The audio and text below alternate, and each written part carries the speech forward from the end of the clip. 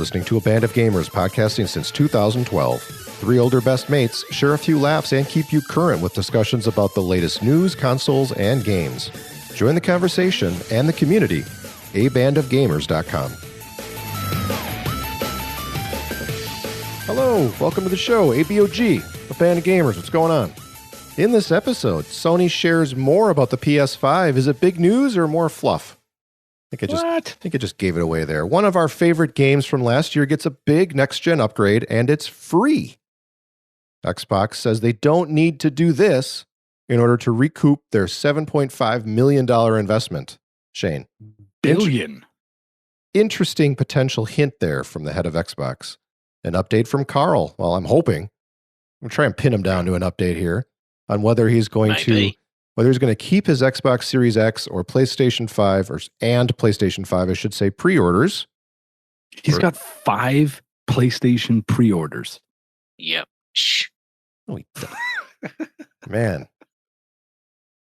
Extra Life update. The new and improved Xbox app. NHL 21 impressions. And Assassin's Creed Odyssey. It's kind of a good show right there, right? Yeah. Yeah. Dialing it in today. We just did a whole take of this. Now it's take 2. Oh, we already know it's good. That's not even true. It's just, I just know it's going to be good. It's going to be a good episode. I'm Joel, your MC, one of your 3 co-hosts, recording in a suburb of Milwaukee, Wisconsin, USA. Joining me on this podcast journey, first of all, from Birmingham, England, the birthday boy himself. It's Karl. Hey, Karl. Hey. Yeah, man. Level 42. Another year gone. And what a year we've had. Yeah, birthday boy. I managed to get out on Friday night. Managed to pop to a nice little restaurant, have a little meal, you know. It was a sense of normality, almost. And everything was going brilliantly until we started recording and my microphone hit the shits. So, yeah, you're recording on a headset, Mike. So it sounds a little bit different, but... Yeah, apologies. He's still on his game. I thought he retired from birthdays, man. Because this he's looked like 32 for as long as I've known him.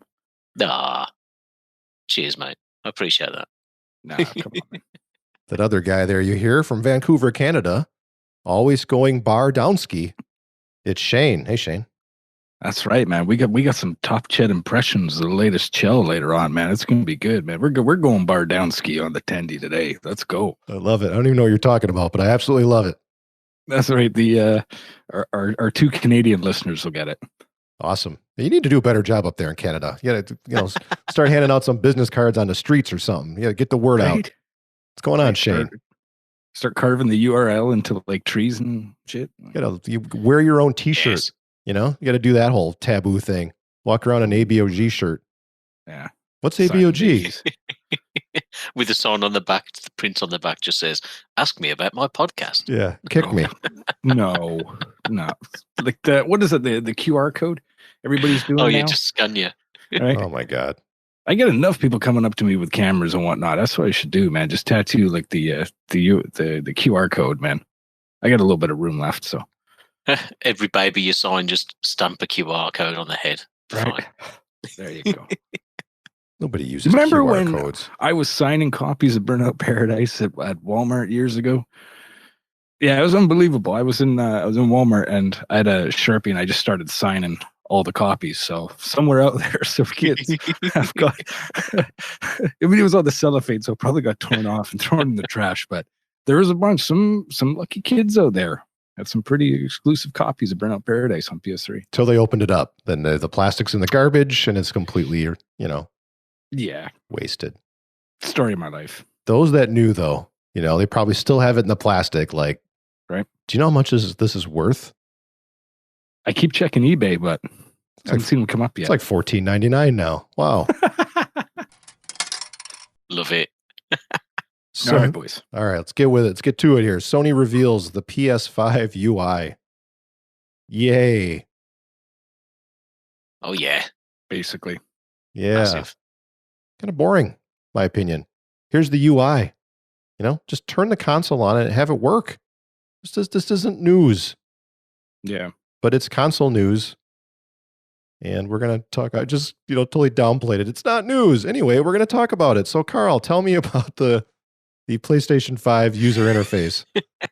After I just completely killed it as a topic. Good luck. I don't think it was that dull. I mean, we've wanted to see something from Sony, haven't we? Really, and it feels to me like they're kind of just drip feeding stuff through. That I think they're pretty confident. I think they're just like we know what we've got. We just give a little taste here and there. And you're right, for the most part, it's an interface is an interface. It's nothing to get too excited about. But it is worth a watch. It's worth just seeing what they've done. Let's not forget the PS3 interface and how clunky that was, and the PS4 interface still hangs a little bit in parts. Like if you're trying to jump into the store or come down from multiple apps and stuff, it hangs a little bit. It's good, but it's not as as snappy as probably the Xbox One is, I would say, at the moment. There are a few new features though this time around. Apparently there's these little UI cards, so you kind of look on the little cards as the UI is going along, and you look at the games. There's kind of like challenges and things, or you see what your mates are playing, some stuff like that, which is quite interesting. And there's a little feature in there which I really like, which estimates how long it takes you to complete an objective in games and stuff. We've got something similar on the Xbox where you can see your trophy progress, how long along the line you are, and this is something similar. You can kind of see whether it's gauged by the amount of players and where everybody is and how long it kind of takes everybody to get a particular trophy. Maybe it's like works out an average, but it will tell roughly how long it's going to take you to pop a certain trophy. And then it also gives you hints and tips. And this is what really kind of did it for me. I was like, oh, that's really useful. Someone like me is a bit of a trophy hunter. You kind of like to be a completionist in games. So knowing where to look for things and, rather than jumping out into a third party YouTube video and stuff like that, it's actually got some hints and tips built in if the game's supported. Obviously, it's going to be a developer thing, I would imagine. But for first-party games, they showed Sackboy kind of running around and he was kind of looking for a particular outfit. And you open up the card on the UI, and it keeps the game in the background, so just the card's overlaid, and you can see, right, this is what I've got to go and do. And if you're struggling to find it, you click another button, and it opens in the game, like picture-in-picture, a little video of where to find a thing, what you're looking for, and you can just freely kind of grab that and move it around the screen as you're playing.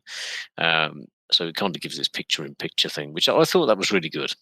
I think for someone like me, that's going to be pretty damn useful when I'm playing through the games, because otherwise I've got a YouTube video on one screen while I'm trying to go through a game on the other, and we'll talk about that on a game that I've been playing later on. But yeah, I thought that's pretty cool. Again, it kind of takes what Xbox have got with this. Here's where you've got to. Here's your completion progress. Puts it there and then gives you the hints to help you out. Yeah, I wonder how supported that'll be. So I think for those so first party games, I think probably support that out of the box. But I wonder how many other developers will do that with it not having that sort of similar feature on Xbox, or maybe something like that will be added to Xbox. Thinking about third party games here. But I think that's a cool feature. I really like that as well. Yeah, I think that's pretty cool. How to get past a level. There's plenty of times in games where I've got the iPad out, got the phone out, quickly like Googling, trying to figure out where I'm stuck at and trying to get to the next spot. And if all games supported that'd be pretty cool. Shane, your thoughts on the PlayStation UI? Yeah, I kind of, be honest, I kind of shied away from looking at the video up until I saw okay, it is kind of important. We need to talk about it, and our place in podcasting, we have to be up to date on the latest and greatest in video game culture. And so therefore, I did watch it, and it looks kind of neat. Looks kind of I like all the icons and whatnot at the bottom of the screen. It kind of looks a little bit cleaner and whatnot. So looking forward to that. I was looking forward to just that first time you turn it on and seeing everything for the first time. That's the type of human being I am. I want to experience that firsthand on my own. Like, I don't like trailers and stuff like that. I want that first experience. I want it to be raw. When that UI gives us the tip, I want it to be, I want to experience it, for myself ish. Love it. But it looks cool. It's different than what they did on the PS4 a little bit. You know, some things kind of the same. I'm a little bit disappointed in, like some of the little the mini menus that would come up when you would click on the card and whatnot. It looks like all the same kind of font that's on the PS4. It's no big deal. It's just splitting hairs, really. But it looks clean. It looks clean. Looks different. It looks more playful. It looks very playful with all the cards there and kind of little things going on with the game in the background. Yeah, they showed some stuff, just jumping in and out of games like they have done with the Xbox as well, just how quick and snappy is the transition from, one game straight into the UI into the other game, etc. And just a bit around the create button. We know what it does, but it just confirmed it would support video and photo in 4K and add separate tabs as well for the media. And this is something that I'm really happy with because it's a mess at the minute. I have to put all my media in a folder and just name the folder media, and then I've got all these different folders. Like we all do for FPS games, for RPGs, for Platinum games. Yeah, we've all got folders with all of our games in. I'm sure organised as tidily as we can. My co-hosts are looking at me strangely. I'm one of these people who has like 100 games installed at any one time, so I don't tend to have just like one or two installed. So that's how I deal with that. So to have it managed in a separate tab is ideal because I'm just like, right, there's my media tab. Go in and have a look at my stuff. One thing I really liked about it though was the party chat, the evolution of that, and the ability to have your picture in picture. Me and Shane were having a little chat last night. I was playing a bit of Tony Hawk, and he jumped in me and gave me a bit of hey, how you getting on with the game? Like, a quick 10 minutes and a bit of a catch up. And he was playing NHL, and we were just chatting away, and I was like, oh, well, cool would it be to have that, that little feature, like having a catch up with your mate for 10 minutes, and you just see what he's playing in the corner of your screen while you're playing. If someone's having a little play of a game that you've already been through, be like, oh, dude, you missed that. Go back and have a look at that. That kind of thing looks quite fun as well. Again, don't know how much you'd use it, but I think if you were perhaps playing a game which didn't have the co-op supported as well, you could get in there and have a look at that in almost like a split couch co-op across the internet. Do they have that? Do they have you can see what your buddy's playing in the corner? I didn't catch that. Yeah. That's pretty cool. I like that. Yeah. So what's up with them folders? Well, before we move on here, I'm curious. You got an FPS folder? Yeah. Yeah.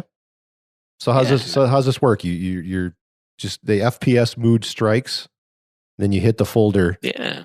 Jump in the folder and get a bit of Overwatch or a bit of like Destiny or whatever. And I have to. Yeah. So I've got an RPG one, a multiplayer one. Ooh. Shooters. Well, what if the shooters got multiplayer? Or if they're an FPS? It depends on. Yeah, see, you weren't expecting that, were you? No, I get it. But it depends on what I'm looking for in that game. So I'm like, if it's more for me, like as an just an FPS game, then I'll whack it in there. But yeah, maybe I'm the odd one. I don't. Let us know if you. I have folders. Yes, I've organized. I don't have an FPS one. I got a shooter folder. For all my art, and then all my RPGs go in the RPG folder. I got sports, and got a chill folder. Got some chill games in there. Are you a fan of chill games, Palmer? I sure am. Okay. I like a chill game. I think what we're revealing here is that the PlayStation 4 interface really did need some work. If you guys have to go to the trouble of creating all these folders. The Xbox interface takes a bad rap sometimes. Maybe it's just from the PlayStation fanboys, but I kind of like it. I just think there's too many ads on the Xbox UI. Ads for what? Like other games to buy and stuff. It's just That was my only problem with it. I thought it was pretty snappy. If you hit the bumper and you move across and the ads come up I know what you mean in there. Yeah. Whereas in the PlayStation, you have to actually go into the store to see the ads for. Yeah. But other than that, it was pretty snappy. I'm not a big fan of pinning. I guess they call it pinning, and you can pin stuff in certain. So I'm not a big fan of that. I do prefer having different folders, and you can put different genres of games kind of together when you get an abundance. Like Karl and I, we got a lot of games. Right? So you got to have those folders. I like the folders compared to the pinning. And EA does that with some of their games. They'll talk about it later when I talk about NHL and whatnot. But they have the same kind of thing where you can pin certain game modes and whatnot. It's just like just put them together. It's all good. I can find it. It's okay. You know, it's nice to have the flexibility. Folders or Xbox has got groups now where you can put stuff in groups and then decide kind of the order in which the groups show up in your scroll and your interface. There you go. We've spent entirely too much time on interfaces, I think. So let's move on. Let's move on. If you're still here with us, Borderlands 3 gets a next gen upgrade here for PlayStation 5 and Xbox Series SX with Season Pass content update. So they're going to have another Season Pass content update. And with that, there'll be a patch that gives you Series S and X, Xbox, and PlayStation 5 upgrades. So the game will look better, run better, play better, faster load times, all that stuff. Pretty cool, man. Borderlands 3, that was your guys' games of the year, right? Or one of you two, I can't remember. Yeah, I think so. Of course it was, man. We're big fans of the series. You know, Borderlands 3 is a phenomenal game. Lots of content. And their first season pass was a ton of DLC, you know, that I haven't touched. And I'm looking forward to getting the second season pass for even more content. Yeah, to play it in 2022. Right? Yeah, I mean, to be honest, if any game needs a next gen upgrade, it's Borderlands 3. Like the loading times, the frame rate, it was a great game, but man, was it janky? You know, especially multiplayer showing. You know what that was like. So maybe it could be smoother. Was it a bit janky? Yeah, come on, dude. It was. It's great, but it is a bit janky. Like loading into someone else's game, and you know, you had the whole early on. You're right. Thing, and yeah. So it took some smoothing out. Yeah, a bit of TLC. You know, that 60 FPS will do wonders in that game. I haven't played it yet, and there's a new console coming out. It's coming to my house. I'm getting the Series X. There's not really any next gen games yet. It's going to be a while, so you know, it's on my short list of games I might finally play. See what it looks like. If it's got a nice, spiffy new look to it, and if it's not janky, that'll be the determining factor, I think, whether or not it's janky. Might give that a shot. And I'm sure they'll add some cross-platform to it. It seems like every game has to have that option at this point right now. So I'm sure they'll have that. I like that it's free too, because I picked up Borderlands 3 at Best Buy for like $20. It was totally cheap. It was on sale. I thought they might be coming out like a Game of the Year edition or something. The ABOG Game of the Year edition. Ooh. Didn't happen, but hey, now you got this free upgrade on that $20 disc that looks great on that new system. I like that they're doing that. Speaking of Xbox, the boss, Phil Spencer, says that he doesn't think he needs to put his Bethesda games on other consoles. Something we talked about last episode. He says in order to recoup that $7.5 billion, he doesn't think he necessarily has to go and put them on other consoles. It's kind of what I was predicting. I think that Game Pass is going to take a lot of new subs and easily make up that $7.5 billion. And plus that investment spans out for years and years and years, right? He's got a long time to make that $7.5 billion. It's not like you need to recoup that in year 1 or year 2. You know, you've got Skyrim 2 and 3 coming out eventually, and 4 and 5. They're going to get that money back. But I like that they're, you know, keeping them first party. I think that's okay. Microsoft's got a lot of money. A lot of money. Deep pockets. Yeah. Yeah. My buddy Adrian told me that their available cash on hand, this was just a fraction of their available cash on hand. Yeah. The $7.5 billion investment in ZeniMax and Bethesda. But I'm a fan of the console wars, man. I like when these two companies are fighting, battling. So I think we all win. You know, I get sick and tired of the fanboys who are like yelling and screaming at each other about it. That could go away. Yep, anytime. But the competition between the two, it's fun. I really enjoy sitting back and watching them be competitive, and it's kind of boring over the last few years. They're all in their own little zone, Nintendo especially. So I love that there's these competitive juice is flowing there at Microsoft, and these types of comments like, I don't need to put them on other systems. Hint, hint, buy an Xbox, buy Game Pass. He's really trying to sell you on one of those two things, actually. And maybe he will. I mean, Cuphead, right, Shane? You know, some of these things. Happened. It did. All right, Karl. Oh, I'm sorry. You going to say something? I was just going to say, yeah, he saw in the future, and he called that one. He sure did. Yeah, I think that's right. I think they'll release maybe next year, and perhaps the year. A lot of these things will be cross platform, but as the strength of those individual games grows, it would not surprise me to see them being completely exclusive. I mean, hell, even if they have them exclusive as a timed one, it's the ball's in their court. They can do whatever they like, can't they? So if they're like, with a Skyrim will be on ours for a year, costs them nothing to do it, and they know that that's the kind of game that will make people jump, and then later on they'll still get the revenue. So I think we'll see how. How many Game Pass prescriptions it kind of sells at first. Let's see how many see if that boosts up, and then they'll definitely test the waters with that, right? Yeah, I think even that, like Karl just said, if it's exclusive for 1 year, those prescriptions will go up for that year, and then they put it out on a different console, let's say PlayStation. Then they're going to sell a bunch of physical copies of it. So it's kind of like a double whammy there. A bunch more prescriptions and a bunch of physical discs being sold. Subscriptions, pal. Oh, okay. Thanks for clarifying that. Karl, have you made any decisions yet? What's going on? So a little bit of backstory here. If you're new to the show, welcome. And we heard in the last couple episodes that Karl pre-ordered the PlayStation 5. You went for both, right? You didn't do the discless. Did you do the discless and the regular, or just the disc version? Just the one with the disc on both, yeah. Nice. And then both Xboxes, the Series S and the Series X, were both pre-ordered.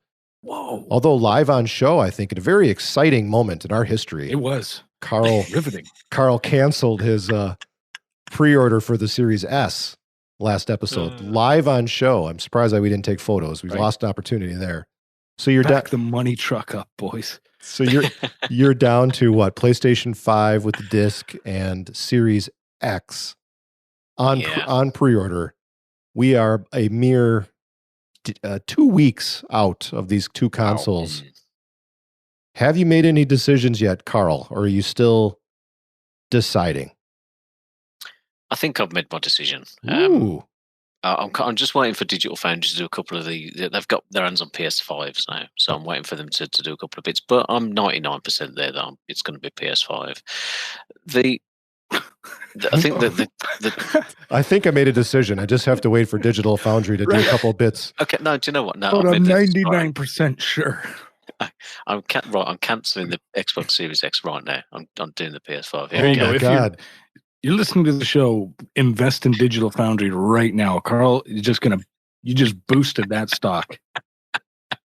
Right. There you go. Cancellation reason. I don't know. Because Digital Foundry said. Yeah, because Digital Foundry said it was better. That's fine. It's cancelled. So PS5. All right.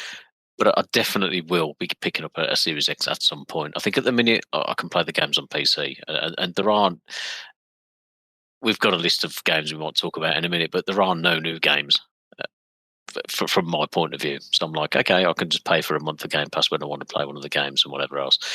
The more I see of Dark Souls, Demon Souls, I'm like, that's the game. Demon Souls is the game I want to play, I think. And I'm joined to like a rental service over here as well. So I won't buy Miles Morales, and I won't buy Sackboy, and I won't buy Destruction, whatever it is, All Stars. But the games that I can just rent, and try them out. And there's nothing on really on the Xbox that's the only way I can play it on that machine. So yeah, PS5. But I'm not, honestly, Joel, I'm not really that hyped about it. Like Demon Souls looks great, but it is just a remaster of an old PS3 game. So yeah, as fantastic as it looks, it does look really good. But I'm not. Yeah, I'm at that point where I'm dropping 500 and where are we, 520 quid on a console in the game, and it doesn't feel good. I don't know about you, mate, but I'm like, yeah, I guess I'm going to do it, but I haven't. It's not filling me with joy. No, I'm feeling the same way. It's like these new consoles are coming out, but there isn't that new game to go along with it.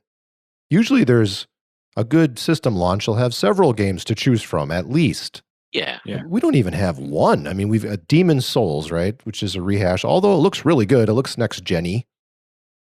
But I've got the Xbox Series X coming, and it's like, why? Why did I pull the trigger so quick? Well, because I can, and I got the pre-order. I got lucky. I got it. But there's really nothing there. I'm going to be playing a game I can play on my existing console for the first few weeks or maybe longer on the Series X. So yeah, it does feel a little dirty. I have to admit. Yeah. I've thought about canceling my pre-order a few times. Yeah. But then I've talked myself out of it. Like, well, not a boy. I like the new shiny too. Everybody gets it, and I don't. I'm going to feel bad. Like, I want one. Yeah, there is that. Yeah. It's that FOMO, isn't it? But I sat there last week and I was like, do I cancel both? What do I do? And it was birthday and I had some money for birthday. And I was like, well, that kind of pays for a console or whatever. And I thought, well, I could get both. But they're just going to sit there. And I'm like, what do I do with these? And then you're like, there's other things you'd rather spend the money on in some respects. So it's just one of them. But yeah, I think Demon's Souls would be amazing. And then the flip side as well is I want to play Ghost of Tsushima. I've got that. I haven't even opened it. But I can put that in the PS5 and it'll be 60 frames per second. It's one of them games that's got the boost, so that was another factor. So yeah, it'd be good to play some of these games, I suppose, and enjoy them before the year's out. Yeah, I was going to ask you guys, what are you planning on playing when you get that new console home? So I've been thinking about this a lot. Like, okay, I spent $500 on a console. It doesn't really have a new game to go with it. I want to be ready to play something new. So for me, it's going to be Falconeer. I don't know if you guys have seen this yet. I think it's a very small studio, like a one-guy shop. Made this basically like flying shooter kind of game with a bird.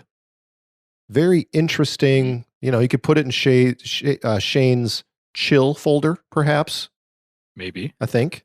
But seriously though, it's more of like a flying game. Think of like X-Wing TIE Fighter. Think of maybe Lair. Does anybody remember that game? Which one? Lair. Oh, Lair. Oh, the dragon one. Yeah. Yeah. So, but this is more of like a third person. You're playing as a big bird and you're flying around just a really beautiful. Yeah, the big bird flying around a very beautiful looking world. I think it's an Xbox exclusive. Falconeer. High up on my list, quirky title, going to be on this. Going to be sort of a next gen game, I guess. They're building it there for that. Borderlands. I was just going to say, it looks like it does look like a next gen game. In all fairness, and for a small studio, it kind of reminds me of a game that I platinumed, Air: Memories of Old.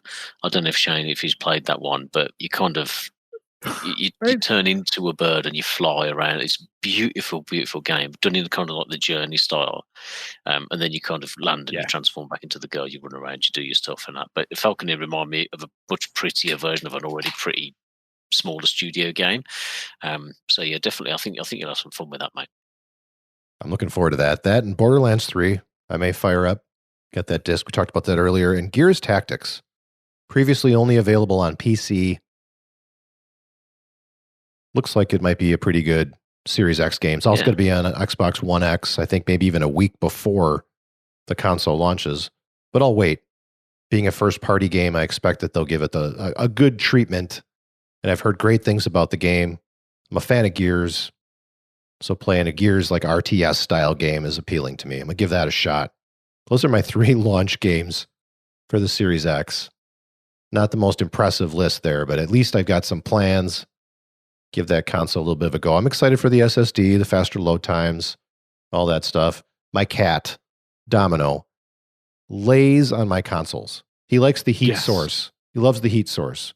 So he's always, I've got my Xbox One laying down.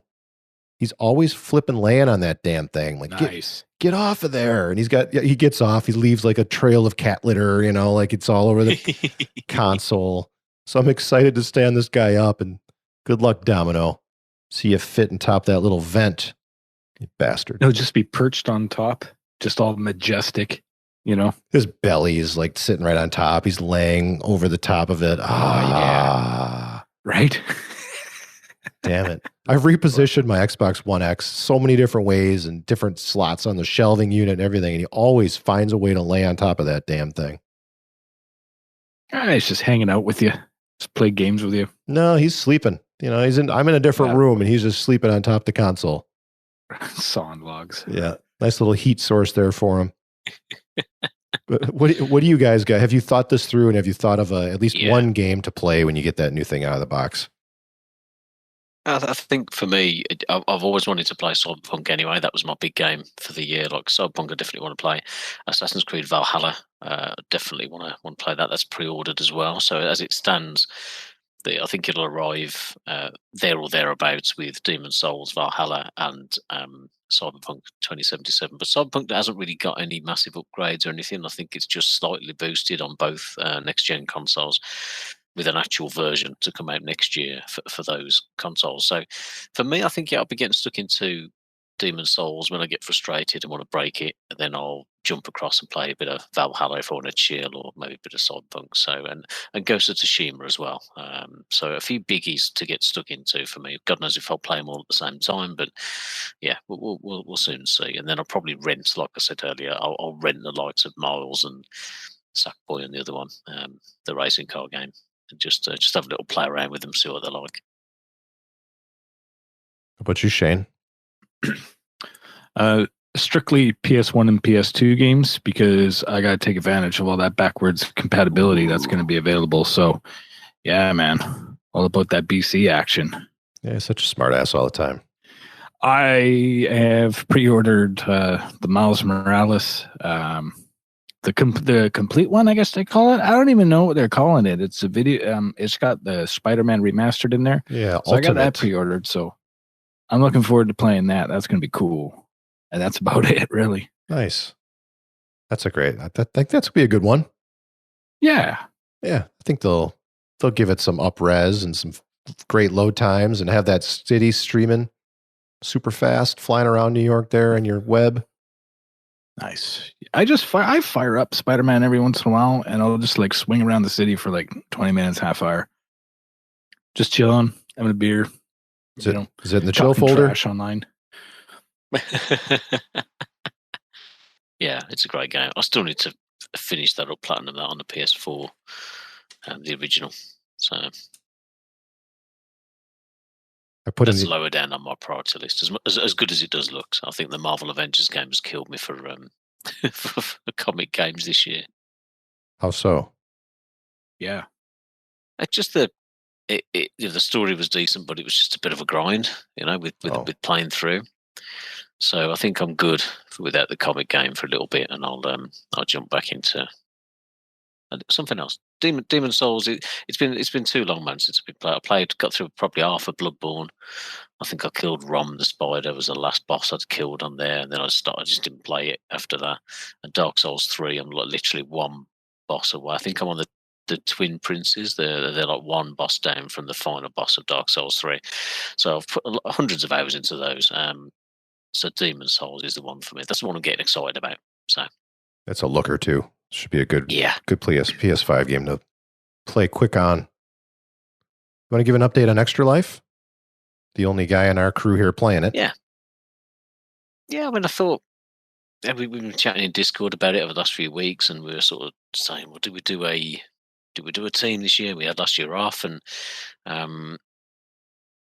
given the state of the world, these hospitals need our help more than ever, really. And it's kind of a strange thing with having all this time at home, and the last thing you really want to do is stay at home and play games. But there's not really a lot else you can do anyway. So I thought, well, why not jump in and we'll make a team. And Tim Pauling, one of our very good friends, he kind of suggested, let's jump back in and do it. And I was like, yeah, okay, I'm totally down with it.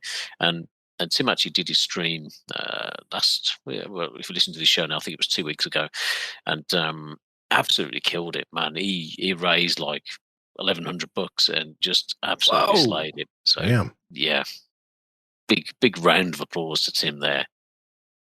Yeah, man. Yeah. Woo, yeah, come on.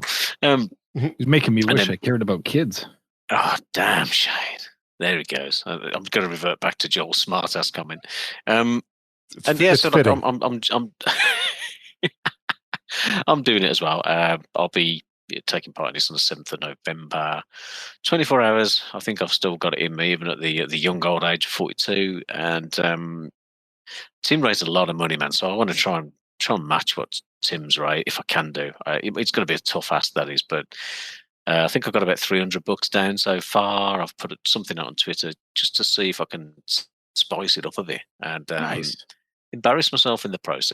So there are some suggestions on Twitter of what I could do on stream. A couple of cosplay ideas on there, a couple of voiceover ideas if you want a Joker or Gollum or something, So hopefully I can raise a few quid and just if we can get up there, maybe if we can touch $2,000 between the band of gamers, we've got a bit of a way to go. I think we've got 3 of us in there at the moment on the roster. So we've got Hudson in there as well, Dora. I'm sure we can move it forward, get a bit of momentum going, and then just try and do Tim proud more than anything else. I'll tell you what. So there's a couple of crazy things on there. I may well be dressing up as Princess Leia on stream, which I have seen, and it's pretty remarkable. So get your donations in, because it'll be worth the price of admission. I guarantee you. So you got long hair. Karl's got long hair. If you don't know, you're gonna bun up do the buns on the sides of the head there. The whole Princess Leia look with the beard. Yeah, we've discussed with the beard. Yeah, we've discussed this. It's all started from Tim's stream where Tim was going to hit if he hit $1,300, he was going to put on him and his missus were going to put on some Avengers outfits, and I was like, I think I've got a Thor outfit somewhere, and Tim was like, right there, well that's you done then. So Thor is a potential one for say if I hit $500 or whatever, but if I hit $1,000, then. Yeah, Princess Leia with the buns and the white gown and the makeup and the full beard. I think that could be quite funny. So, yeah. That was actually Faye's suggestion. She was like, "Just do that. That could be hilarious. Do that." Well, you got the buns to pull it off. Oh, thanks, mate. Yeah, I've watched enough RuPaul over the years. I'm sure I can figure it out. So, Karl's girl getting excited to see him in a Princess Leia outfit. That's very revealing as well. Sure. I love it. So what's your Twitch address? November 7th. Come check this out. So how can people find you and donate to you there? Sure. I mean, if you're looking at Extra Life, I mean, if you go to my Twitch channel, there's a link directly on there to Extra Life. So if you just look for twitch.tv/Stratham, and you'll find it all there. And I'll put some detailed stretch goals in there and all the rest of it. But it should be a good time. I mean, even if you just come and hang out, it's if you can't donate, just come and chat, and everyone could do with a bit of a release, I think, in these times. So come and just have some fun. Yeah, thank you for playing, supporting the kids.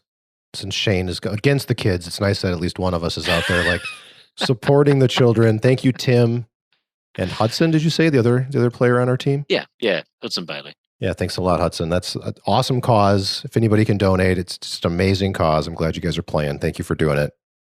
Kudos to you, and I look forward to seeing you in some Princess Leia outfits. Oh God, I've got to order an outfit. Hoping you hit that stretch goal. Yeah, we'll see. OnlyFans, don't forget. Oh God. No, that's a whole different line. But we'll see how popular this is. You never know. That's what I'm saying. Got to make that money. Oh, you guys. Yeah. No new podcast reviews this episode or in the last 2 weeks. But if you'd like to leave us a review, we'd very much appreciate it, and we'll read it on the next show. You can do so on Apple Podcasts or wherever you listen. Give us some stars, give us some good words, tell us how we're doing. Would love to hear from you. Also, you can join us on Discord, like Arctic Soldier and FAC23 did. So welcome aboard there. Thank you guys for joining. Arctic Soldier had the review in the last episode, the review from Sweden there. Very nice. Thanks for jumping on over and joining us over there on Discord. And you can find a link to join us on Discord at the bottom of our website, abandofgamers.com. Simple. Right, Shane? Easy peasy. No excuses. And it helps put some fuel in our tanks. Help us through the grind. We've been at it for what now? 8 years. Feels like it. Yeah. 8 long years. And do you know what? Fact 23 in particular has put some literal fuel in my tank by suggesting a great brewery in the UK as well. So I've ordered a few beers he suggested from Daya, and hopefully they'll be here for next episode. So we'll see if they're any good. Awesome. I'd love to hear that. Let's talk about some games. So I haven't really played a whole lot, but I did check out that new updated Xbox app, which our buddy Chris Volak made me aware of. So thank you, Chris. Thanks for letting me know that was out there. So I updated the app on my iPhone and on my iPad, and they've introduced role playing. I'm still stuck on that Princess Leia, Karl, and his girlfriend thing there. Sorry about that. The remote play. So they've added remote play. Very nice. You connect a Bluetooth controller to your iPad or iPhone, and it fires up the console, and just like you would expect with remote play, like the Vita had with the PlayStation 4 for a long time. You can pull up your games. I was playing some Forza 4, Streets of Rage 4. Everything's running really smoothly on there. Look pretty good. That's nice. That's handy. It's a handy option to have. You know, Bluetooth controller. You know, everything syncs up. Bam. You're playing the game. You're playing your favorite game. I could see without even having the console there. You know what I mean? Yeah, I could see doing it like on a plane or on a long business trip or something, which with the pandemic is not happening. But at some point, be able to just take the iPad and a controller, open the console, and have access to all of your stuff. I did notice though that I tried to stream some like Disney Plus, Netflix, Hulu, YouTube TV. Didn't work. Unavailable for remote play streaming. Yeah. But, I already have all that stuff on my iPad anyway. I could just exactly directly connect to it. But all the games were there. Very nice. Yeah. I meant to ask you about this, Joel. I know now that you've updated those apps, there's a lot of people out there who, and if you don't know this is a good tip, but if you go in and do the daily quests and stuff that's in the app, you get the points, the Microsoft points, and you can then redeem those against subscriptions for Ultimate, etc., etc. Do you ever do that? Because I've talked to a few people who exclusively do that to pay for their subscriptions, and they never pay for their subscriptions. I just wondered how much work it actually took. It doesn't work on PC, so it's not something that you can do if you're participating. Maybe now it's out of beta, it might. But I've looked at that and thought, you could easily make 1,000 or so. Like, I just wondered if you'd tried it. I have actually. I don't do any daily quests, or I haven't sought out that directly. But I do check my points balance on occasion and then cash it in. So just by accident, I've gotten like $10, $5, a couple dollars here and there in Microsoft points, which I think at one point, Karl, you could, using your Microsoft account and the Bing web browser, with the Bing web search, you could get points that way. I don't know if they still do that. That would be on PC. But yeah. Yeah, I think you do, yeah. I've got a couple $10 and $5 balances towards games and Xbox just through those points, and I'm not actively seeking them out. I've just accidentally stumbled into, and occasionally you fire up the Xbox, you play a game, and it's like, hey, you just earned some points because you played today. I'm like, oh, cool, and after a few times of that, all of a sudden you got enough to get some stuff. That's interesting. To be able to pay for your sub, that's cool. I should look into that because that's my subscription or prescription, Shane, is expiring here. In November, I'm gonna actually start paying the first month of my monthly Ultimate subscription. Yeah, which it's been just cards up to this point, but now I actually have to start paying the monthly fee. So I should look into that. I think it's a brilliant feature. Like, it's something we haven't really talked about. And if you're an achievement hunter, and it does link into the games that are available on Game Pass, so it'll give you like a list of 3 or 4 or 5 games. It'll be like play this and complete chapter 1 and 2, or play this and defeat X amount of enemies. And if you tick those off, then you get those points. And every time I've looked at it, I thought that's a great idea. I'd love to do that. Because it does encourage you to dip into that just massive library of Game Pass games and just play something new and something different. So yeah, let me know how you get on with it, just in case it's a way to save a couple of quid. There's a lot of pop-up on the screen, little pop-ups that say, hey, do this or do that, and I just completely ignore them, but I'll start paying attention to them. That's it for me in games. Still lots of guitar. NHL 21 impressions. Shane, right. What's up with that game? You bought it, right? So you bought the next year. I've held out. I didn't buy Madden. I'm very proud of myself. That's why I'm going to brag here on the show for a minute. I did not buy Madden this year. First time in like 10 years that I didn't make the sucker play.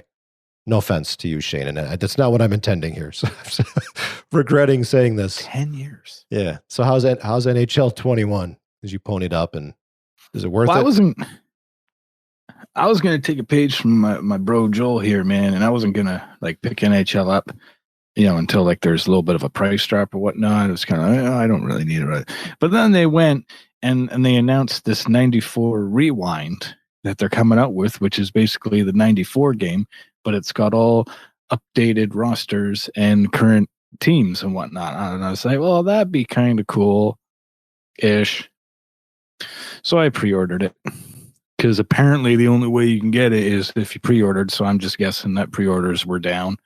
Nobody was buying. It's like, oh, hey, here you go. And then all of a sudden everybody gets involved. And now we got to wait till the 30th of October when that releases to download it. We just still don't know if it'll be available standalone for the commoners. But us pre-order folk, us rich folk that are, rattling our jewelry, we get to play it on the 30th. So that's pretty cool. So that's why I bought this game. So the game is out, but the downloadable bonus is not out yet? Yeah, apparently. Yeah, it's not out it'll be out just shortly after this episode release. So that's why I bought this game, man. That'd be like the Tony Hawk demo. If you pre-order the Tony Hawk Pro Skater game, you get the demo. That'd be like that game coming out and the demo being like 2 weeks later. Basically, after it comes out. Yeah. Yeah. Ish. But I mean, people are fired up. They're looking forward to it. A lot of people, swear by NHL 94. Great game. Landmark game in sports and whatnot. So it's cool. But NHL 21, I'm actually glad I picked this one up. A lot of it is copy and paste from previous years. It's not a big jump. If you're just playing regular games, play now, get in there, you probably won't notice too much of a difference from the previous years. I think they've had maybe one, big improvement in the game this generation. It doesn't seem like they're really interested in or able to pull off, a lot of big things every year, which I'm starting to realize and accept. It's not their biggest sports title. It's not generating the same revenues that, Madden or FIFA will ever, it'll never be up there. But, it's chill, and, it's still solid. It is. And I've shit on the game, over the years and whatnot, but I still buy them. So take that with a grain of salt. But they did something really cool with this one in 21. They have their Hockey Ultimate Team, which, other sports games, like I know, 2K and FIFA and MLB The Show and Madden as well, they all have these, game modes with, the card packs, and a lot of them are really hard to, accumulate enough in-game currency to purchase these packs. And we're starting to see that tide turn a little bit. I think MLB The Show has done it the best. They've kind of incorporated anything you do playing that game, whatever mode you're doing, you're earning, bucks towards and unlocking different items towards the Diamond Dynasty with the card packs and whatnot. this previous year's MLB The Show has been a lot easier to get said card packs and, build your team. NHL 21's kind of gone that route, and they've taken a big page from doing that. And they've implemented this new mode called Hut Rush, which is the hockey ultimate team, and it's a rush. So it's quick games. They seem to be rotating out these 2 different games every week. You can go in and play. Some of them are, next goal wins. Could be 3v3, could be 5v5. Who knows? I'm sure we'll probably see, 1v1 at some point. But they keep rotating these out, and by doing them, there's probably about 5 or 6 different challenges for each one. And as you go through those, you get a bunch of points for doing it, which helps you unlock packs. And in those packs, you get, better players, or mainly worse players, but you can get better players, and more importantly, get more coins to buy more packs. I've been playing this for the past week and a half or so, and I've already accumulated more coins in this game than I think I've ever accumulated in all the years that they've had this Hockey Ultimate Team, the Hut mode, in previous games, because I haven't really cared about that, and I've already dumped a bunch of money into buying the game every single year. I'm not going to go and throw more money into it to buy a bunch of card packs that I really don't care about. But this mode is fantastic. I just love being able to do quick games, knock off a couple challenges and whatnot. You got to do, get 10 B-hand goals, or, go bar down ski on the tendy, stuff like that. You got to, little challenges, and they add up. It's fantastic, and it's been really refreshing, and I'm enjoying this mode so much. I think this is going to get a ton of my playtime is going to be through this mode, outside of playing with a couple friends that have it and whatnot. But it's fantastic. I'm really enjoying this. This is more than welcomed, and it's about time. They're in the right direction doing things like this. Another mode that they did a big upgrade with is their Be a Pro, which is similar to, Road to the Show, and 2K actually, I think, probably did it first, where when you create your dude and, you're kind of road to the big leagues and whatnot, and it's conversations with, you and your agent. It's like, hey, you're having a good season, can I go number 1 draft pick and whatnot? And then you start talking, team management and whatnot, you get drafted. And there's all these little conversations, kind of like a choose your own adventure type thing. They've now implemented that into NHL's Be a Pro mode. It's the first time they've done this and really expanded upon the Be a Pro, which is really, really cool. It's more than welcomed. It just adds much more dynamic to doing that. I personally haven't played it yet, but I've seen a lot of people do, and a lot of people are enjoying it and whatnot. However, it's the first year that they've done it, and I've already seen a lot of stuff that looks very repetitive. Post-game interviews, and talks with the agent, management, and whatnot. A lot of these cutscenes and cinematics are the same, and it's kind of happening over and over. But the foundation is there, and this could be something really great. They keep pushing it and going forward. I think it'll be fantastic come next generation and whatnot. Other than that, they've got some new animations in game, which are welcome. Just keeps it a little bit fresher. You're not seeing too much of it, but little by little, they're getting there. Like I said, I've stopped kind of hoping that, every year is a new big jump like it used to be back in, in the 90s and, the early 2000s and whatnot with, Xbox and PlayStation 1 and PlayStation 2 and whatnot. So I've accepted that, and just, just pick it up every year and, take it for what it is and just enjoy it. And if they keep modes like the Hut Rush in there, I think I'll be a happy boy for some time. But it's like all these sports games. If you haven't picked one up in a few years, you'll notice the difference. You picked up last year, you ain't going to notice a whole lot other than, a couple great new modes that they've, put a lot of time and effort into. Yeah, and if you're a hardcore fan of the sport of NHL, you're getting the updated rosters. And that's where, for Madden, for the longest time, because I'm a big NFL honk, I would just buy the game for the updated rosters, and you'd get a couple new animations, couple new updated things. Yeah. Where NHL, I'm really curious, and you mentioned the upgrades kind of being Xbox, PlayStation 1, PlayStation 2. Do you think now with the PS5 they're going to make that Frostbite engine jump? Did they need to take a year off just to put the resources into that? Because it's long overdue. I don't know if you've heard anything about that next, like the other sports games, jump into the new engine. I hope so. I really hope so. They took a year off when the PS4 launched. That first year, there was only one on the PS3. They took that year off. They're now taking this year off. So there won't be one this year on PS5. It'll be coming next year. But yeah, games like FIFA just shines with Frostbite. It really does, and they need to implement that. They do that and then launch on the new console. Frostbite. It'll look phenomenal. The lighting is unbelievable. It'll be fantastic if they do that. I mean, that's perfect. Please, it's overdue graphically and could use some Frostbite help. Yeah, I remember the first year they did that for Madden. It's a few years ago when they went to Frostbite. It wasn't a great game, but it was in that new engine, and you knew that a year from now, after they had more time and development resources, that engine would help it shine. So, I mean, even if you've got to make that growing pain and not have a great NHL game that year, just jump to the new engine and then a year later catch up with it. I still think it'd be worthwhile for them to do that. 100%.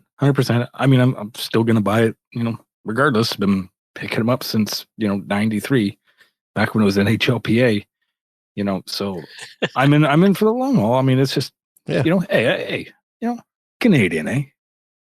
Right? Yeah. We got to play some hockey. We have, when NHL comes out, there's always a console bundle that has NHL with it every year. They always do one. It's always packed in, the new NHL with, the PS4 Slim or whatever it is. I know you probably never see those down, in the States and whatnot, or I'm sure there's a bunch in the UK, eh, Palmer? Yeah. I wouldn't say a bunch. Well, there's like 2. Yeah. Yeah, but a couple. The Canada edition. Right. Some diplomat ordered. Very nice. But yeah, I'm enjoying it, man. That's awesome. I'm glad you're having a good time with it. It's all that matters. Get the updated rosters. Yes. There you go. I'll be curious to hear how that 94 remake is.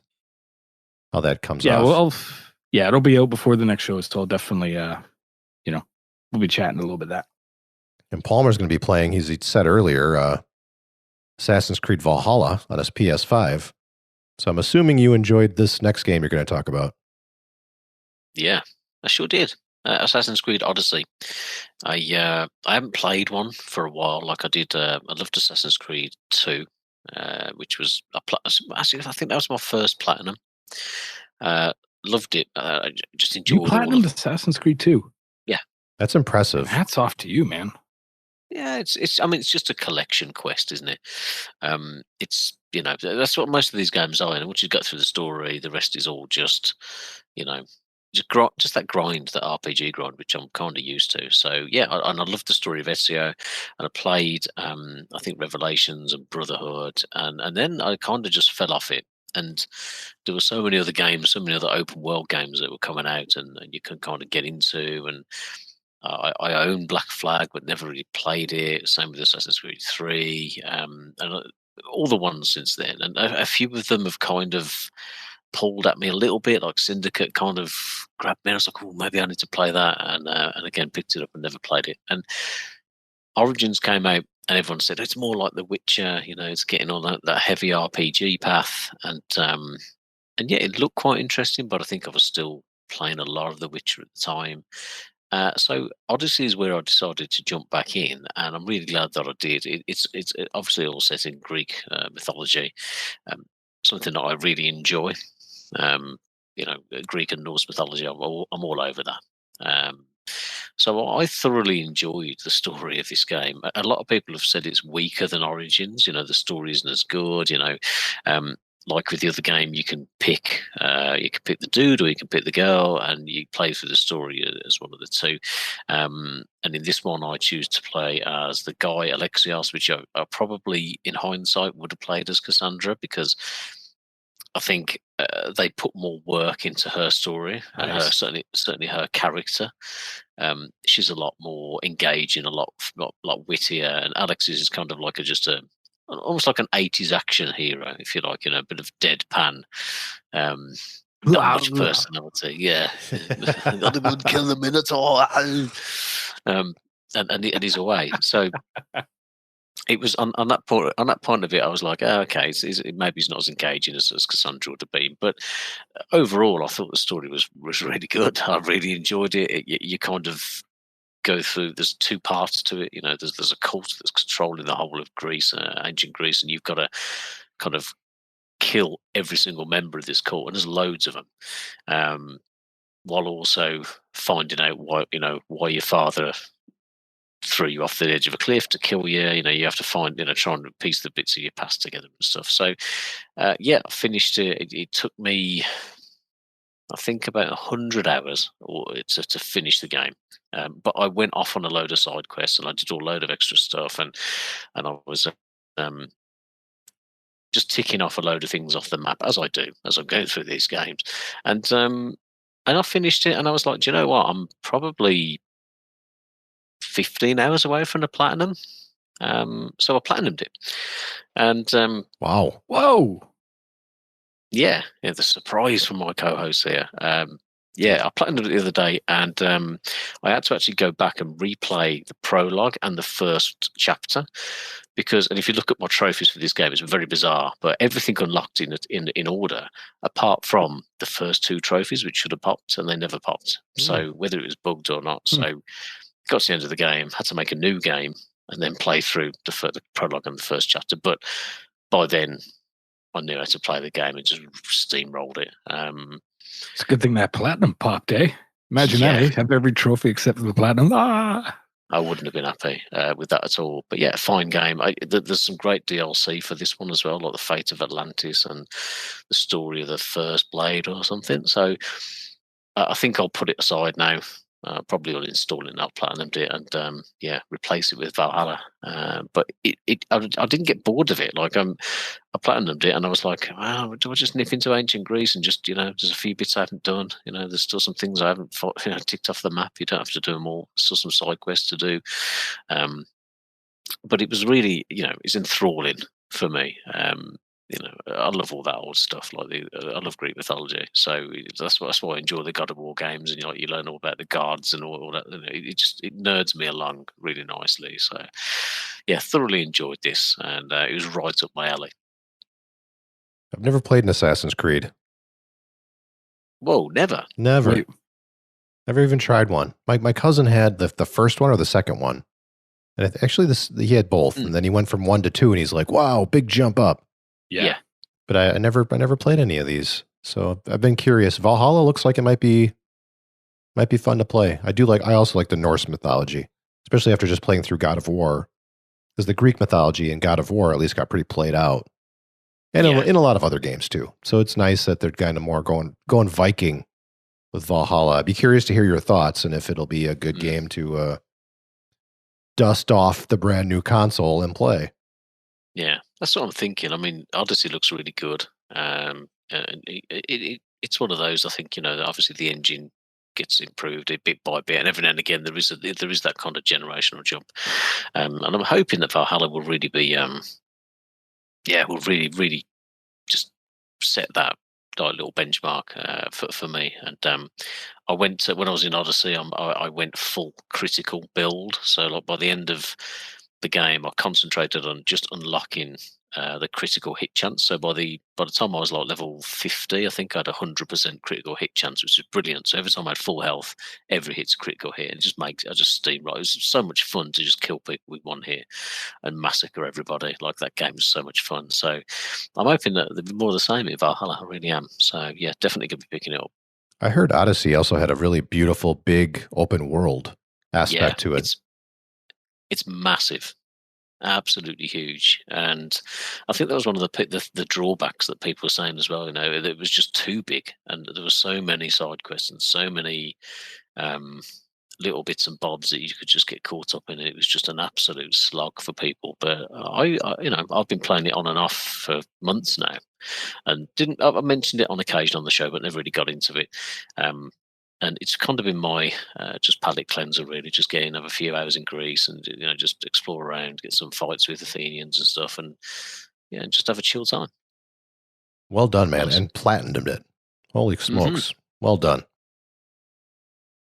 We were no easy PlayStation Platinum trophies this episode. No, that wasn't one. Yeah, no, not at all.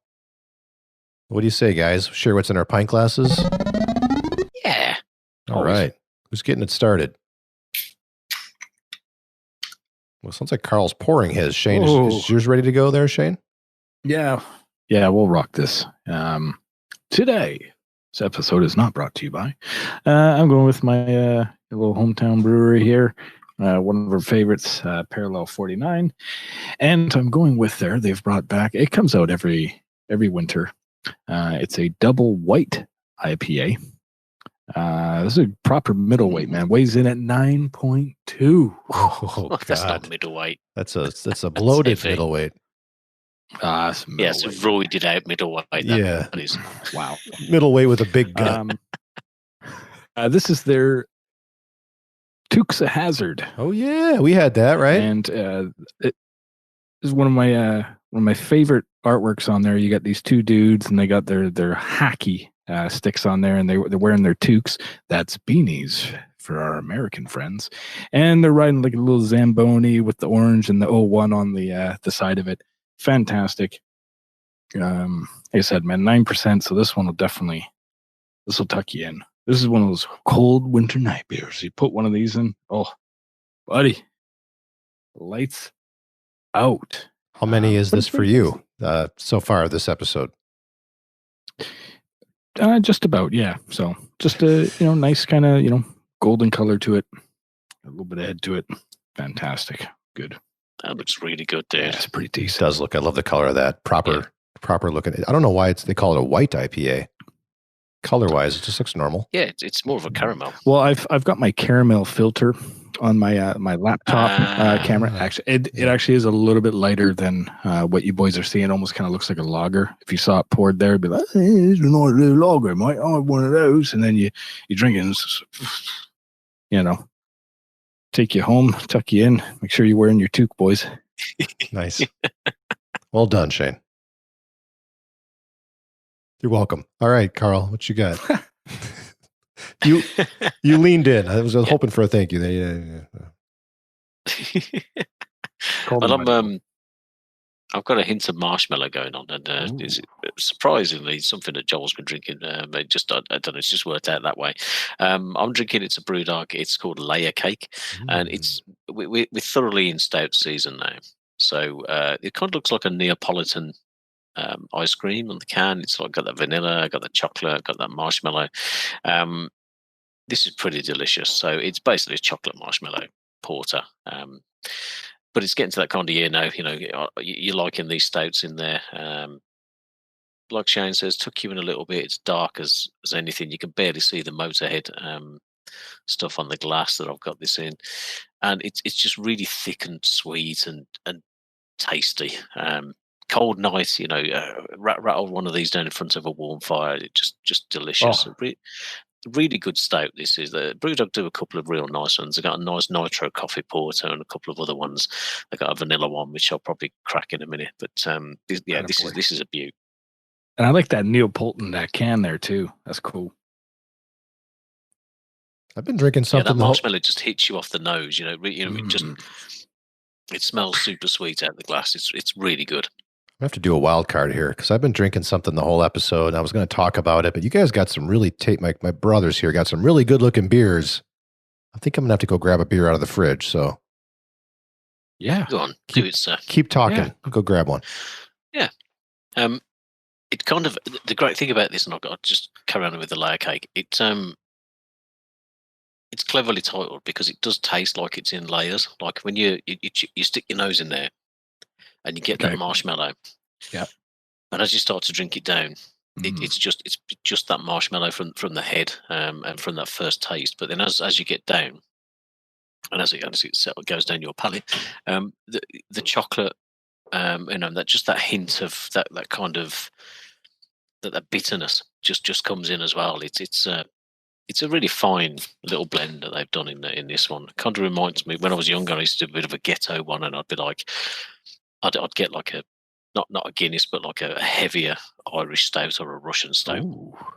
And then add like something sweet to it, just to make it like a dessert stout, like a bit of amaretto or something. Just chuck that in there, get that sweetness to it. Yeah, a bit of Irish cream or something, just to really, go make yourself a bit of a stout cocktail. But man, it was good, and this kind of gives me that similar rush. But I can So see John's got. as opposed to the label, you're not getting any of that strawberry in there, right? No, yeah, there is no strawberry. Well, I don't get strawberry from it anyway, but I guess it does have the Neapolitan colored label, so that's the only ingredient you're missing there. Yeah, but I'm guessing there's that hint of that sweetness. Let's get him in here. Send him an invite.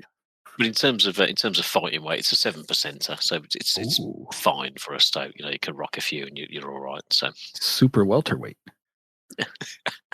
we need a table on the website for this. I'll get confused. That sounds like work. So I've got it's a Vennture again. Went with Vennture 2 episodes in a row. And it's a Bruv. BRUV. Tastes more like a fruited sour. I don't know if those are one and the same or what, but it's a blueberry pineapple flavored brew. Not sure. Some ruby. Not sure where it is on the ABOG welterweight, middleweight, heavyweight scale. I'm not so sure. But it's pretty hefty, tasty, and I love the combination of blueberry and pineapple. Yeah, in a fruited sour flavored beer. So delicious. I was drinking whiskey the whole episode, but this is a little bit easier on the palate here than that whiskey I've been sipping. What's the percentage on that one there, Chief? I'm not sure. That's what I said. I don't know where. Sorry. That's okay. It doesn't say on the can. Deadly. Yeah, not so sure. If it doesn't say on the can, that means it's non-alcoholic. You're fine. Yeah. It's probably non-alcoholic. Right? That's what you tell the police anyway. The can has a pineapple, and it's a blue pineapple, and it says on the can, Brew, blueberry, pineapple, and Venture's logo. Done. So not so sure. Nice. As we do, I'm sure it's in the middleweight category, because that's what we drink. Ooh, hefty one. So cheers, guys. We started a little rocky today. I had all sorts of problems, and Karl's mic died. And yep. Man, it's funny. We started, and let's take a drink first. Yep. Cheers. Cheers, boys. We started. I had a problem on my end where Shane sounded like it's like an anonymous tipster guy in a federal case. It was very, very like slow, low sounding, like his pitch shifted low. And we had to I had to grab my other laptop. We had to kind of start over. And then Karl joined, and Karl sounded like one of the Alvin and the Chipmunk gang. Yeah.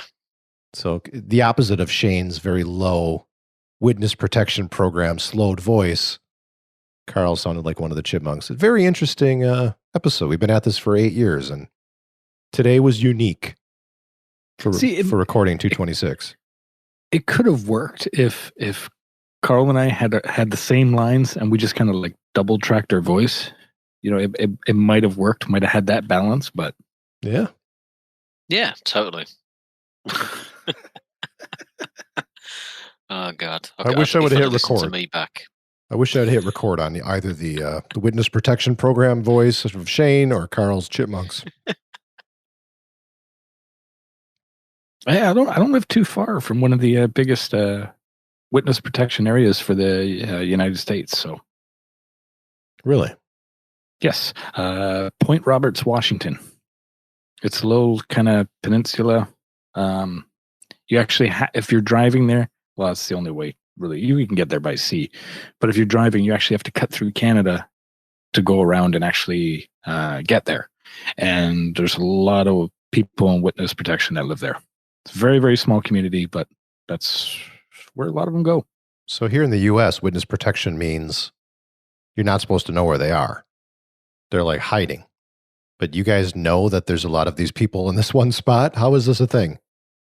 Yeah, there's actually a famous one. Was it Henry Hill?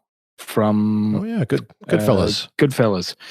Yeah, he actually was there for a short period of time, and there's stories of him in Vancouver and whatnot.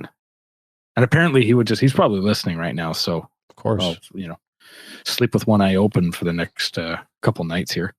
But yeah, apparently he would just get drunk at bars and whatnot and brag to people that he was in witness protection and shit. And yeah. But yeah, that's actually a true story.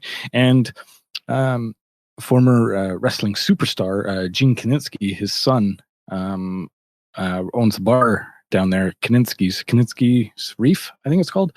Yeah, and they've actually been hit hard, like really bad, during this pandemic and whatnot. So hopefully Washington State and whatnot gives them a little bit more support than what they're getting, because they deserve it. It's a great little community down there and a great place to head down and just kind of spend a day and just see kind of a small town USA. Yeah, bars are getting hit hard here as well. I mean, Wisconsin's got its fair share of taverns and bars, and right now with the pandemic going on, they're allowing here in Wisconsin 25% capacity is the limit. And for a lot of those smaller bars, that's not enough to pay the bills. So it's seen a few go under, and I feel for bars right now, just trying to get through this. Yeah. Because I don't think they're getting any relief. They're just saying, hey, you can only have 25. They're not saying, here's some money and you have to stay at 25% capacity. It's, you have to stay at 25% capacity and here's nothing to help you. It really sucks. It's hard to take out. Yeah. Hard to do takeout at a tavern. I mean, it's kind of illegal. What are these people going to do? A good buddy of mine, Tom, he owns a wine shop. And also, he has got all these machines where you can taste the wine and drink the wine. But during this pandemic, he was also able to sell wine and do like a curbside. So he had like an option there. But a lot of taverns, you don't really show up at a tavern and get a sixer for takeout. Yeah, they're struggling. Yeah, it's tough. Yeah, some of the places are they're getting creative, which unfortunately is just you gotta get creative. You gotta find new ways of getting that revenue in, and do what you can to keep the lights on. Everybody's doing it. Everybody's workplace. We're all trying to figure it out as well. I think we got a long way to go. Our numbers here in Wisconsin are through the roof right now, and I'm just wondering why that is. And I feel like people are, and I don't know if this is a Wisconsin thing. This is how I feel. I feel like I'm like softening on my conservatism with this whole thing. My being careful as time goes on is becoming less urgent, less important. I desire seeing my friends. I want to go to a restaurant. I want to go to a bar. I'm not doing those things, but I can understand now 9 months in, 6 to 7, 8 months in, how people are like, you know what? Screw it. I'm just going to go get a drink. I think I've had some conversations with other people about this and listened to a few podcasts, like health podcasts, about the value of friendship, hugs, personal interaction with others, and how that's so important. I think there's a lot of people, a good friend of mine, actually, she's like, look, I'm going to risk catching this because I need to be around my friends. And if she wasn't around her friends, I don't know what she would do. She needs that physical interaction. So it's getting rough here as we approach winter here in Wisconsin. Our numbers are through the roof. But it's like, man, it's going to be hard. With a lot of patio beers, me and my buddies. Yeah. But I'm starting to take a few chances. It's like, you can come in my house. It's okay. Ooh. Just, don't have any. You're braver than me. Don't have any symptoms. And who have you been around? And can I trust you? There's certain friends of mine who I can trust. But as we get closer here, I'm letting the guard down just a little because I'm needing to be around other people and around friends and around family. I can't just be a complete shut-in for a year and a half or however long this is going to take. And believe me, I feel guilty every step of the way. As I dip my toe in the water, I feel guilty, but it's happening. It's difficult. You got to find a balance, haven't you? Like, we can still go in a pub as long as it's within your bubble. So, like, for example, Friday night just gone.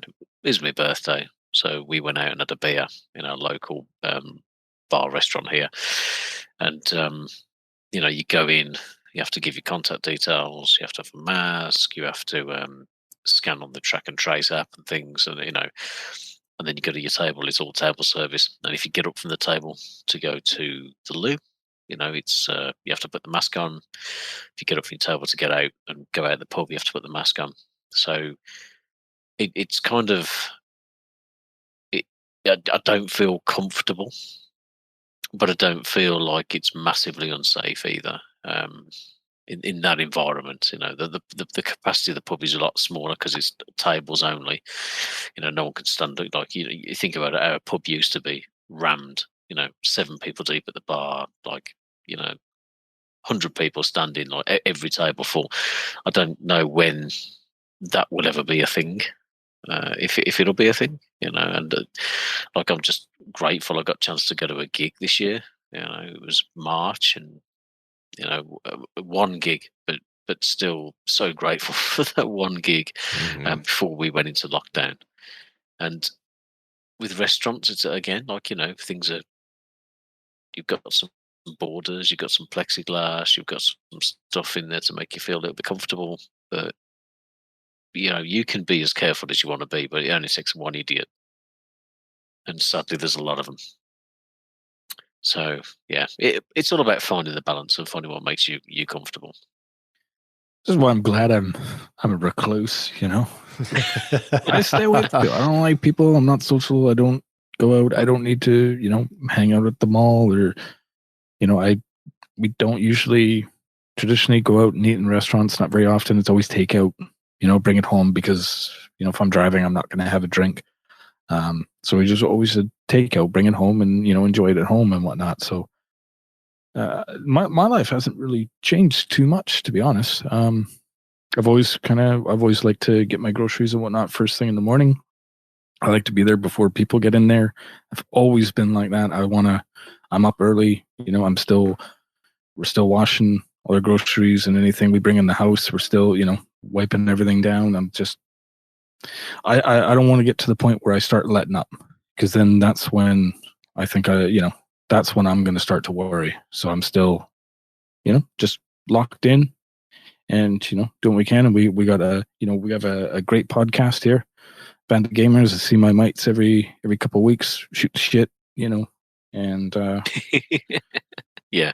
On PlayStation, got my mates and whatnot, and it's the same, and we've just been hammering through it, everybody, together and whatnot. And my other friends, around here, and fucking see you when it's over with.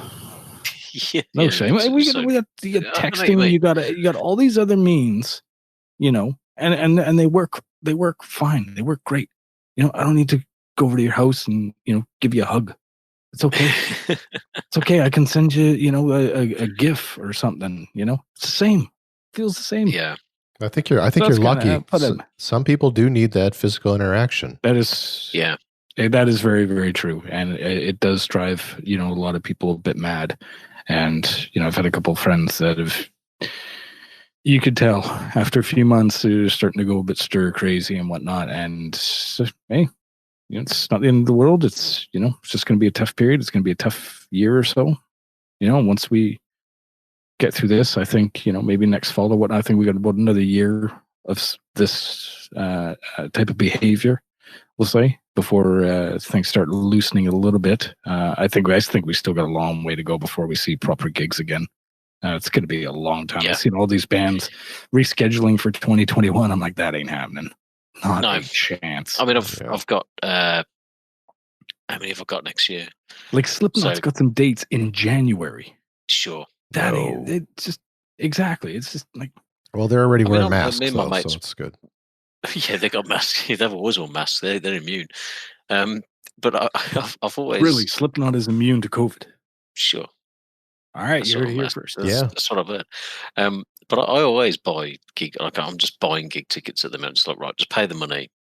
support them. And if it gets cancelled, it gets cancelled. But like I've got loads in next year from April onwards, and I'm looking at and I'm saying to my mates like, yeah, I think we can probably forget April, May, June, July. It's just the way it's going to be. But I'm going to be. I can't. I'm desperate to go to. That's the thing I've missed the most. The rest I can work with. Like you can make arrangements, you can work around it. Like even like seeing my lad. Like we met the best of it. Like we game online anyway. We all that. We had a stroll the other day. And we were talking about it again and thinking, what about Christmas and stuff? Just got to try and do what you can. But with gigs, you can't really replicate that feeling of being there and and I know people are doing online gigs and stuff, but it's not the same. I'd rather buy a T-shirt from a band than chuck 20 quid and watch an online gig. To be fair, so it's difficult that way. But we are lucky, Joel. We're lucky to have hobbies that we can. How many people do you work with who are just like they don't have hobbies? They go home, they watch TV, they sit in front of the TV. And then maybe they crash or whatever. They might have one or two things, but like we're lucky to be able to be all into music and playing instruments and playing games and stuff like that. So when you have a massive chunk of free time where you have to be in the house, it's like, oh, brilliant. I love working at home. This whole thing has not been too difficult. For me mentally, it's been fairly straightforward. It starts to wear on you because I like to travel. But other than being able to get on a plane and fly and see you and see Shane, it's those are the only real things I'm missing: travel and gigs. But yeah, let's see what happens. I got the band back together, starting to play. Yeah, 25 years ago, reunion of the same crew, and we got together here. And I'm like, okay, so just wear your masks when we bang in. You load in the gear, get set up, and then when we're in the corners of the jam room, we have a pretty decent sized studio room here. You can take your masks off and be comfortable. But then when we go back outside or when we bang out, put your mask back on. So I feel like we did a nice job with that, and I desperately want this band back together. We've been talking about this for a while, and I'm like, I'm going to take the little bit of risk because the amount of joy and relief and stress relief I'm going to get out of playing music with my friends is worth it. What I'm worried about right now, you guys, and I don't think you have it in Vancouver there, Shane, and Birmingham, Karl, where you are in England, as much as I do here in Wisconsin. I don't have an ocean or a sea next to me. It gets freaking cold here in winter. Summer and spring has saved me through this pandemic. It's really helped a lot to be able to go outside, get that sun. I enjoy mountain biking. I just enjoy biking in general. Yeah. It's getting the sun and getting the heat has really kind of cheered me up at times when I couldn't see my friends. But in the dead of winter, when it's like, 20, 30 below Fahrenheit, I typically would go to a restaurant or a bar or somewhere just to get out because you feel like such a shut-in. And so I'm just worried about winter. It's going to be rough here for me. And I always considered myself to be more like Shane, more like a recluse. I mean, jokingly, I'm like, I don't need to be around other people. But I've learned these last 6 months, 7 months that that's not the case. That I joked about it, but I really do like being around other people. And I was around friends all the time. What the hell am I going to do in the winter?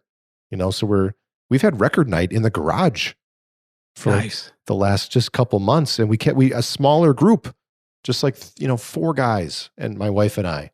Let's just spread out on lawn chairs. We got a Bluetooth. Our second player is a Bluetooth player. Put it on a TV tray in the garage. Little Bluetooth speaker. We can do record night. Now what are we going to do?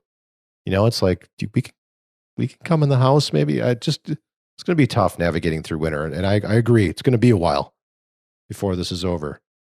Here in the States, one of the politicians, one of the parties is like, it's all made up and once the election's over, it'll be gone. Well, I don't know if I buy that. Yeah, if that's the case, then here in a week and a half, I guess it's all this big this big hoax is over.